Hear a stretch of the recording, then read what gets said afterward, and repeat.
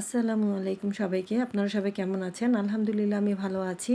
তো আজকে আমি কাঁচা লাউ দিয়ে কিভাবে সেমাই তৈরি করতে হয় তার রেসিপি আপনাদের সাথে শেয়ার করছি। রেসিপিটি ভালো লেগে থাকলে আমার চ্যানেলটিকে সাবস্ক্রাইব করবেন এবং লাইক, কমেন্ট, শেয়ার করে আমার পাশে থাকবেন। চলুন তাহলে দেখতে থাকুন ভিডিওটি।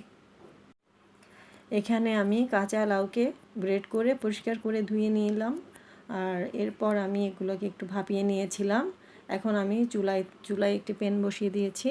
প্যানে আমি প্রায় 4 টেবিল চামচের মতো ঘি দিয়ে দিয়েছি। ঘি গরম হলে আমি গ্রেট করা সেই ভাপানো লাউগুলো দিয়ে আমি কিছুক্ষণ ভেজে নেব। একটু ভাজা হয়ে গেলে এখানে আমি 4-5টা এলাচ দানা দিয়ে দিয়েছিলাম, 5টি দিয়ে দিয়েছিলাম এবং একটু স্বাদ মতো লবণও দিয়ে দিয়েছি। মিষ্টি খাবারে লবণ না দিলে চলে, আবার কিছু মিষ্টি খাবারে একটু লবণ দিতে হয়, দিলে স্বাদটা বেড়ে যায়। এরপর আমি আরও কিছুক্ষণ ভেজে নিয়ে এখানে দেখতে পাচ্ছেন আমন্ড এবং পিস্তা এবং কিছু কিশমিশ দিয়ে দিচ্ছি। দিয়ে এগুলো সবগুলো উপকরণ একসাথে দিয়ে দিয়েছি, দিয়ে আরও কিছুক্ষণ আমি ভেজে নিচ্ছি।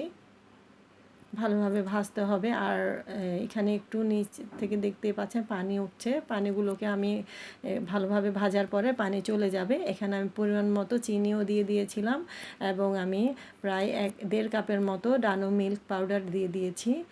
দিয়ে আমি পানি দিয়ে দিয়েছিলাম, দিয়ে একসঙ্গে আমি ভালো করে সেদ্ধ করে নিচ্ছি।